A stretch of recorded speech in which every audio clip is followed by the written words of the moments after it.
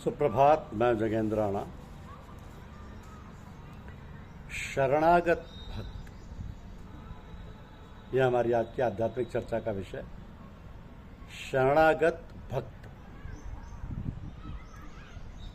संपूर्ण धर्मों का आश्रय छोड़कर केवल एक मेरी शरण में आ जा। जिनके पास न विद्या है, न धन है, न कोई सहारा है, जिनमें न कोई गुण है, न वेद शास्त्रों का ज्ञान है, जिनको संसार के लोगों ने पापी समझकर त्याग दिया है, ऐसे प्राणी भी भगवान की शरणागति लेकर संत बन जाते हैं, मुक्त हो जाते हैं। तो संपूर्ण साधनों का सार है स्वयं को अपने इष्ट या संसार के शरणागत हो जाना। शरणागत हो जाने पर भक्त को कुछ करना शेष नहीं रह जाता। जैसे पतिव्रता का अपना कोई काम नहीं रहता, वह अपने शरीर का सार संभाल भी पत्नी के नाते पति के लिए ही करती है। वो घर, कुटुंब, वस्तु, पुत्र, पुत्री और अपना कहलाने वाले शरीर को भी अपना नहीं मानती, प्रत्युत पतिदेव का ही मानती है। तो तात्पर्य ये हुआ कि जिस प्रकार पतिव्रता पति परायण होकर पति के गोत्र में ही अपना गोत्र मिला देती है और पति के घर पर रहती है, उसी प्रकार शरणागत भक्त भी शरीर को लेकर माने जाने गोत्र, जाति, नाम आदि को भगवान के चरणों में समर्पित करके निश्चिंत, निर्भय, निशोक हो जाते हैं। संपूर्ण धर्मों के आश्रय का त्याग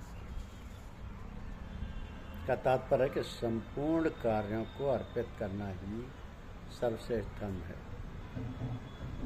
कर्मों के अर्पित करने का अर्थ है कर्म में हमारी कोई रुचि ना हो, इच्छा ना हो, बल्कि ये समझें कि जो हम कर रहे हैं भगवान के लिए है, भगवान का है। कर्म में हमारी कोई स्पर्धा नहीं है। जब भगवान का दिया भगवान के लिए कर रहे हैं तो भगवान जाने और भगवान ही नियामक है। मामेकम शरणम ब्रज, मेरी शरण में आ जा। अर्थात ईश्वर प्राप्ति के ज्ञान योग, कर्मयोग आदि जितने भी साधन हैं, उन संपूर्ण साधनों का सार और शिरोमणि साधन भगवान की अनन्य शरण होना ही है। ईश्वर की प्राप्ति अनन्य भक्ति से होती है, इसलिए अनन्य भक्ति के लिए उपाय, उपेय, साधन और साध्य नहीं। तो मामेक शरणम ब्रज, अर्थात मन बुद्धि के द्वारा शरणागति को स्वीकार नहीं, प्रत्युत स्वयं को भगवान की शरण में ले जाना है। स्वयं के कारण मन, बुद्धि, इंद्रियां, शरीर आदि भी उसी में आ जाते, अलग नहीं रहती। शरणागति के संबंध में एक भाव रहता है कि मैं केवल भगवान का हूँ और भगवान ही मेरे हैं। उनकी विभूतियों की तरफ शरणागत देखता ही नहीं है। वो तो केवल इतना ही अर्थ लेता है कि भगवान मेरे हैं और वह ऐश्वर्य संपन्न है, तो बड़ी अच्छी बात है। और कुछ भी ऐश्वर्य नहीं है तो भी बड़ी अच्छी बात है। वे बड़े दयालु हैं तो बड़ी अच्छी बात है। वे बड़े कठोर और निष्ठुर हैं कि उनके सामने कोई कठोर है ही नहीं, तो भी बड़ी अच्छी बात है। उनका बड़ा भारी प्रभाव है तो बड़ी अच्छी बात है। उनका कोई प्रभाव नहीं है तो भी बड़ी अच्छी बात है। शरणागत को इन बातों की कोई परवाह नहीं होती। उसका तो एक ही भाव रहता है कि भगवान जैसे भी हैं मेरे हैं। मेरे प्रियतम श्री कृष्ण सुंदर हों या सुंदर शिरोमणि हों, गुणहीन हों या गुणियों में श्रेष्ठ हों या करुणा सिंधु रूप से कृपा करते हों, वे चाहे जैसे हों, मेरे तो वही एकमात्र गति है। तो जहाँ गुण प्रभाव आदि को लेकर भगवान की शरण होते हैं, वहाँ केवल भगवान की शरण नहीं होती, फिर तो गुण प्रभाव आदि की शरण ही होती। जैसे कोई रुपए वाले आदमी का आदर करे तो वास्तव में वो आदर उस आदमी का नहीं, रुपयों का है। जैसे मिनिस्टर का कितना आदर किया जाए, वो आदर उसका तो नहीं, अभी तो पद का है, मिनिस्ट्री के पद का। तो जिस बलवान व्यक्ति का आदर किया जाए तो उसका नहीं, उसके बल का आदर है, उसके खुद का आदर नहीं। तो हमारी दृष्टि तो केवल इष्ट पर रहना चाहिए, उनके ऐश्वर्य पर नहीं। सप्त ऋषियों ने जब पार्वती जी को शिव जी के अनेक अवगुणों का और विष्णु के अनेक गुणों का वर्णन करते हुए शिव जी का त्याग करने के लिए कहा, तो पार्वती जी ने उत्तर दिया कि महादेव अवगुण भवन विष्णु सकल गुण धाम, जय ही कर्मन रम जाई संतई तई संकाम। प्रभाव वैश्वर्य की तरफ देखना यह सिद्ध करता है कि हमारे में कुछ पाने की कामना है। जब तक हमारे में कामना है तब तक हम प्रभाव को देखते हैं।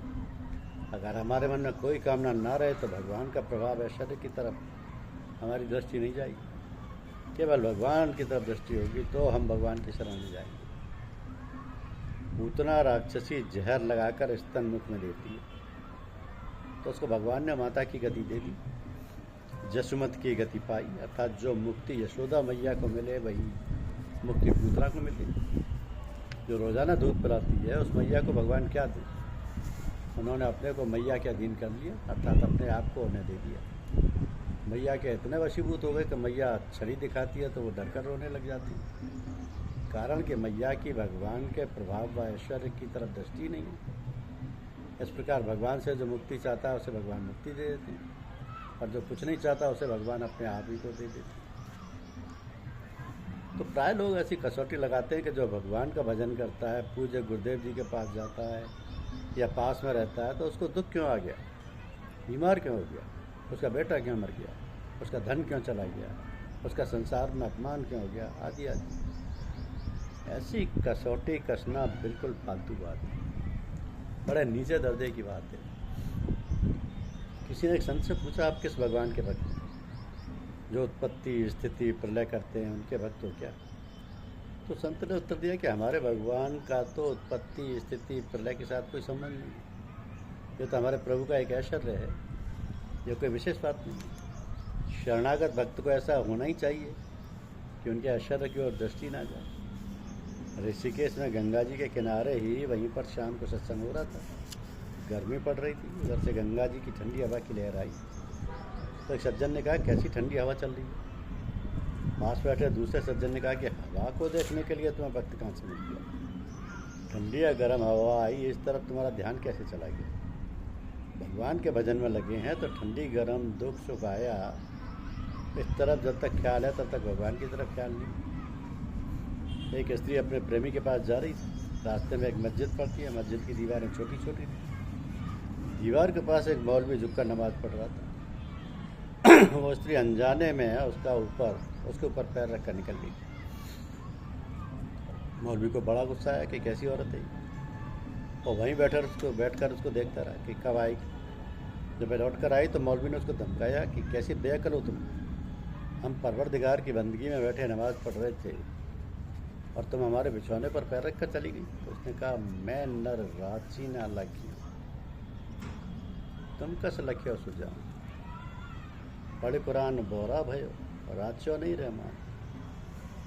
एक पुरुष के ध्यान में रहने के कारण मुझको उसका पता ही नहीं लगा कि सामने दीवार है या कोई मनुष्य, और तू तो भगवान के ध्यान में था, फिर तूने मेरे को कैसे पहचान लिया कि वो यही थी? तू केवल कुरान पढ़कर बावला हो गया है। अगर तू भगवान के ध्यान में रचा हुआ होता तो मुझे पहचान लेता। कौन आया, कैसे आया, मनुष्य था कि पशु पक्षी था, क्या नहीं था, कौन ऊपर आया, कौन नीचे आया, किसने पैर रखा, इधर तेरा ख्याल ही क्यों जाता? तात्पर्य है कि भगवान को छोड़कर किसी तरफ ध्यान कैसे गया, दूसरी बातों को पता ही कैसे लगा? जब तक दूसरी बातों को पता चलता तब तक शरणागति कहाँ? कौरव पांडव जब लड़के थे, अस्त्र शस्त्र सीख रहे थे, तो सीखकर जब तैयार हो गए परीक्षा ली गई। एक वृक्ष पर बनावटी चिड़िया बैठे दी गई, सबसे कहा कि उस चिड़िया की आँख पर तीर मारो। गुरुजी ने सबसे अलग पूछा तो सबने कहा कि अलग अलग उत्तर दिए। किसी ने कहा वृक्ष, किसी ने कहा टहनी, किसी ने चिड़िया दिख रही। केवल अर्जुन ने कहा कि उसे चिड़िया की आँख दिख रही। अर्जुन ने उस चिड़िया की आँख को भेद दिया। तात्पर्य है कि जब तक मनुष्य का लक्ष्य एक नहीं हुआ तब तक वह अनन्य कैसे हुआ? अव्यभिचारी अनन्य योग होना चाहिए। संतों ने कहा है कि अगर भगवान की शरण में होना है तो साथ में साथी और सामान नहीं होना चाहिए, अर्थात मन बुद्धि विद्या धन आदि सामान साथ में बता रहेगा तो उसका पर्दा रहेगा। पर्दे में मिलन थोड़ी होता है, वहाँ तो कपड़े का भी व्यवधान होता है। एक ब्रजवासी खेत में काम करते हुए एक महात्मा जी को मिल गया। उन्होंने उससे पूछा, तुम क्या काम करते हो? ने कहा, हम तो अपने लाला कन्हैया का काम करते हैं। महात्मा जी ने कहा, हम भगवान के अनन्य भक्त हैं, तुम क्या हो? उन्होंने कहा, हम अनन्य भक्त हैं। महात्मा जी ने पूछा, अनन्य भक्त क्या होता है? तो उसने पूछा, अनन्य भक्त क्या होता है? महात्मा जी ने कहा, अनन्य भक्त वो होता है जो सूर्य शक्ति गणेश ब्रह्मा आदि किसी की भी को भी ना माने, केवल हमारे कन्हैया की माने। उसने कहा कि बाबा जी हम तो इन सब का नाम भी नहीं जानते, ये क्या होते हैं क्या नहीं होते, हमें इनका पता भी नहीं, हम अनन्य हो गए। हम अनन्य हो गए कि नहीं। इस प्रकार ब्रह्म क्या, आत्मा क्या होती है, सगुण निर्गुण क्या होता है, साकार निराकार क्या होता है, इत्यादि बातों की तरफ शरणागत भक्त का ख्याल ही नहीं होना चाहिए। व्रत की बात है। एक संत कुएं पर किसी से बात कर रहे थे कि ब्रह्म क्या है, परमात्मा है, जीवात्मा है आदि। भाई गोपी जल बनने आई, उसने कान लगाया कि बाबा जी क्या बातें कर रहे। जब दूसरी गोपी से मिली तो उसने पूछा, अरे सखी ये ब्रह्म क्या होता है। और देखा हमारे लाला का ही कोई अड़ोसी पड़ोसी सगा संबंधी होगा, हमारे तो एक नंद का लाला ही है, हमारे पास कुछ भी सामान नहीं और कन्हैया के पास भी कुछ सामान नहीं। तो यशोदा मैया दाऊ जी से कहती है कि देख दाऊ ये कन्हैया बहुत भोला भाला है, तो उसका ख्याल रखा कर कि कहीं जंगल में दूर ना चला जाए। बेटा बहुत बालक है, तू बड़ा है, इस वास्ते निगाह रखा कर। अब बाल बाल यशोदा मैया से कहते हैं कि कन्हैया तो जगत का पालन करने वाला है। तो यशोदा मैया उत्तर में कहती है तुम्हारा ऐसा भगवान होगा जो दुनिया का पालन करने वाला होगा, हमारा छोटा सा कन्हैया दुनिया का क्या पालन करेगा। एक बाबा जी की बात गोपियों से चली। वे बाबा जी कहने लगे कि कृष्ण इतने ऐश्वर्यशाली हैं, उनका इतना माधुर्य है, उनके पास ऐश्वर्य का खजाना है आदि आदि। गोपियाँ कहने लगी महाराज इस खजाने की चाबी हमारे पास है, कन्हैया के पास क्या है, उसके पास तो कुछ भी नहीं है। कोई से मांगेगा तो वो कहाँ से देगा। इस वास्ते किसी से कुछ चाहिए तो कन्हैया के पास ना जाएं, कन्हैया के पास उसकी शरण में तो वही जाए जिसके कभी कुछ नहीं चाहिए, किसी भी अवस्था में कुछ भी नहीं चाहिए। विपत्ति मौत आदि की अवस्था में थोड़ी सहायता कर दो, रक्षा कर दो आदि, ऐसा भाव भी नहीं। भगवान श्री राम जी वाल्मीकि से कहते हैं कि जाहि न चाहिए कबू कुछ तुम सन सहज सनेव, बसव निरंतर तासु मन सोरा और नित्य। कुछ भी चाहने का भाव ना होने से भगवान स्वाभाविक प्यारे लगते हैं, मीठे लगते हैं। तुम्हें सब सहज स्नेह, जिसमें चाह नहीं वे भगवान के खास कर है। सो राव और निजगे, भगवान के साथ सहज स्नेह हो, स्नेह में कोई मिलावट ना हो, अर्थात कुछ भी चाहना ना हो। जहाँ कुछ भी चाहना हो वहाँ प्रेम के साथ। तो शरणागत भक्त जिसने भगवान को सब कुछ अर्पित कर दिया, उसके विस्मरण में परम व्याकुलता महान छटपटाहट होने लगती है। ऐसे शरणागत भक्त से कोई कहे कि आधे क्षण के लिए भगवान को भूल जाओ तो लौकिक का राज्य मिलेगा, तो उसे भी ठिकरा देगा।